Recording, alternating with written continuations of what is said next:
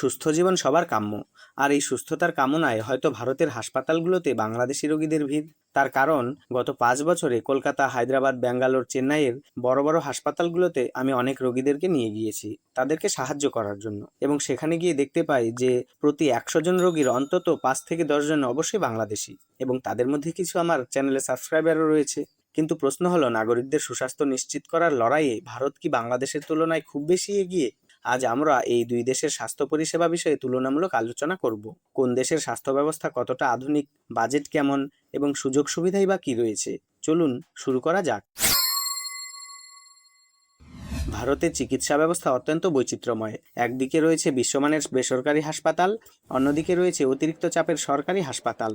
ভারতের বড় বড় শহরগুলোতে, যেমন দিল্লি, মুম্বাই, চেন্নাই, সেখানে চিকিৎসার মান অনেক ক্ষেত্রে ইউরোপ আমেরিকার সমতুল্য। বিশেষ করে কার্ডিয়াক সার্জারি, অর্গান ট্রান্সপ্ল্যান্ট এবং ক্যান্সার চিকিৎসায় ভারত বিশ্বে একদম পরিচিতি পেয়েছে। তবে গ্রামীণ এলাকায় এখনও চিকিৎসা সেবার মান ও প্রাপ্যতার মধ্যে বড় পার্থক্য রয়েছে। আর বাংলাদেশের ক্ষেত্রে ঢাকা কেন্দ্রিক উন্নত চিকিৎসা ব্যবস্থা গড়ে উঠেছে। বড় বেসরকারি হাসপাতালগুলোতে ভালো মানের চিকিৎসা পাওয়া গেলেও জেলা ও উপজেলা পর্যায়ে এখনও বিশেষজ্ঞ চিকিৎসক ও আধুনিক সুবিধার ঘাটতি রয়েছে। ভারতের জনসংখ্যা বর্তমানে প্রায় 150 কোটিরও বেশি। এত বিশাল জনগোষ্ঠীকে স্বাস্থ্যসেবা দিতে দেশটিতে সরকারি ও বেসরকারি এবং ট্রাস্ট, বিশেষায়িত হাসপাতাল মিলিয়ে প্রায় 70,000-এরও বেশি হাসপাতাল রয়েছে। অন্যদিকে বাংলাদেশের জনসংখ্যা প্রায় 17 কোটি। এখানে সরকারি ও বেসরকারি এই দুই ধরনের স্বাস্থ্য ব্যবস্থা রয়েছে।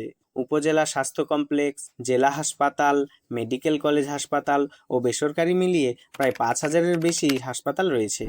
ভারতের জনসংখ্যা বাংলাদেশের তুলনায় প্রায় 9 গুণ বেশি, কিন্তু ভারতের হাসপাতালের সংখ্যা বাংলাদেশের তুলনায় 14 গুণ বেশি। তাই শুধু হাসপাতালের সংখ্যা নয়, প্রতি জনসংখ্যায় স্বাস্থ্যসেবার প্রাপ্যতার দিক থেকেও ভারত এগিয়ে। এবার আসি স্বাস্থ্য বাজেটের কথায়। ভারতের 2026-27 অর্থ বছরে কেন্দ্রীয় স্বাস্থ্য পরিষেবার জন্য বরাদ্দ করা হয়েছে প্রায় 1,07,000 কোটিরও বেশি, যা ভারতের মোট জিডিপির প্রায় 2%।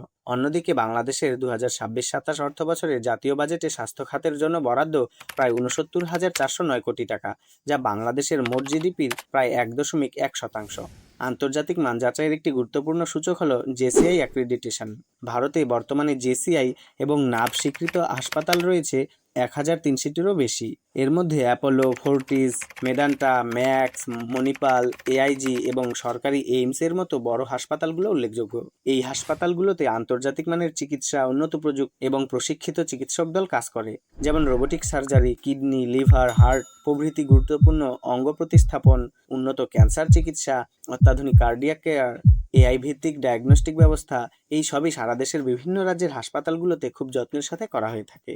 অন্যদিকে বাংলাদেশে জেসিআই স্বীকৃত হাসপাতালের সংখ্যা তুলনামূলকভাবে কম, প্রায় 5 থেকে 10টির মতো, যেমন ever care hospital Dhaka, United hospital, lab aid cancer হাসপাতাল অ্যান্ড সুপার স্পেশালিটি সেন্টার প্রভৃতি। ঢাকার বেশ কয়েকটি বড় হাসপাতাল বর্তমানে রোবোটিক ও ল্যাপারোস্কোপিক সার্জারি, আধুনিক ক্যান্সার চিকিৎসা, হার্ট সার্জারি, আইভিএফের ব্যবস্থা প্রভৃতি ব্যবস্থা কিন্তু রয়েছে। তবে উচ্চ জটিলতার অনেক চিকিৎসার জন্য এখনও উল্লেখযোগ্য সংখ্যক রোগী ভারত সহ অন্যান্য দেশে যায়। ভারতের সরকারি হাসপাতালে চিকিৎসা বিনামূল্যে বা কিছু ক্ষেত্রে সামান্য খরচ হলেও বেসরকারি হাসপাতালে একই চিকিৎসা অনেক ব্যয়বহুল হতে পারে। উদাহরণস্বরূপ বলা যায়, একটি হার্ট বাইপাস সার্জারির খরচ ভারতে প্রায় 1.5 লক্ষ রুপি থেকে 5 লক্ষ রুপি পর্যন্ত হতে পারে। বাংলাদেশে একই ধরনের চিকিৎসার খরচ তুলনামূলকভাবে কম হলেও উন্নত প্রযুক্তি ও বিশেষজ্ঞ ডাক্তারি সেবার সীমাবদ্ধতার কারণে অনেক রোগী ভারতসহ বিদেশে যেতে বাধ্য হন। ভারত সরকারের সাম্প্রতিক তথ্য অনুযায়ী দেশে নিবন্ধিত অ্যালোপ্যাথিক চিকিৎসকের সংখ্যা প্রায় 13.9 লাখ। আয়ুষ চিকিৎসকদের যুক্ত করলে চিকিৎসক জনসংখ্যার অনুপাত আনুমানিক 1:811 হবে, যা ডাব্লিউএইচওর ন্যূনতম 1:1000 মানদণ্ডের চেয়েও ভালো বলে সরকার জানিয়েছে। একই সঙ্গে দেশে প্রায় 39 থেকে 43 লাখ নিবন্ধিত নার্সিং কর্মী রয়েছে। অন্যদিকে বাংলাদেশে নিবন্ধিত চিকিৎসক ও মোট জনসংখ্যার সামগ্রিক অনুপাত প্রায় 1:1847।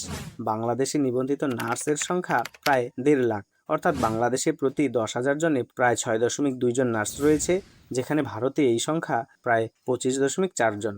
তাই বাংলাদেশে নার্স বা চিকিৎসকের অনুপাত ডব্লিউএইচওর সুপারিশের নিচেই রয়েছে। ভারতকে বিশ্বের ফার্মাসি অব দ্য ওয়ার্ল্ড বলা হয়। জেনেরিক ওষুধ উৎপাদনে ভারত বিশ্বের অন্যতম শীর্ষ দেশ। বিশ্বের বহু দেশে ভারতীয় কোম্পানির তৈরি ওষুধ রপ্তানি হয়।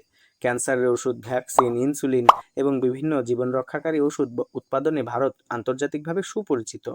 অন্যদিকে বাংলাদেশেও ওষুধ শিল্পে উল্লেখযোগ্য সাফল্য অর্জন করছে। দেশের অভ্যন্তরীণ চাহিদার প্রায় 98% ওষুধই দেশেই উৎপাদিত হয় এবং 150টিরও বেশি দেশে ওষুধ রপ্তানিও করতে পারে। বিশেষ করে জেনেরিক ওষুধ উৎপাদনে বাংলাদেশের সুনাম ক্রমেই বাড়ছে। তবে উৎপাদনের পরিমাণ, গবেষণা এবং বৈশ্বিক বাজারে অংশীদারিত্বের দিক থেকে ভারত এখনও অনেক এগিয়ে। ভিডিওর যা কিছু তথ্য বলা হয়েছে তা সরকারি ও আন্তর্জাতিক সংস্থার প্রকাশিত তথ্য এবং পরিসংখ্যানের ভিত্তিতেই বলা হয়েছে। এখানে আমার কোনো নিজস্ব মতামত নেই। তবে আপনারা আপনাদের মতামত কমেন্টে অবশ্যই জানাবেন। ভিডিও ভালো লাগলে লাইক দিয়ে চ্যানেলটি সাবস্ক্রাইব করে পাশে থাকবেন। ভিডিওর মধ্যে থাকা লিঙ্কে ক্লিক করে জিনিসগুলো কিনে ব্যবহার করতে পারেন। ধন্যবাদ।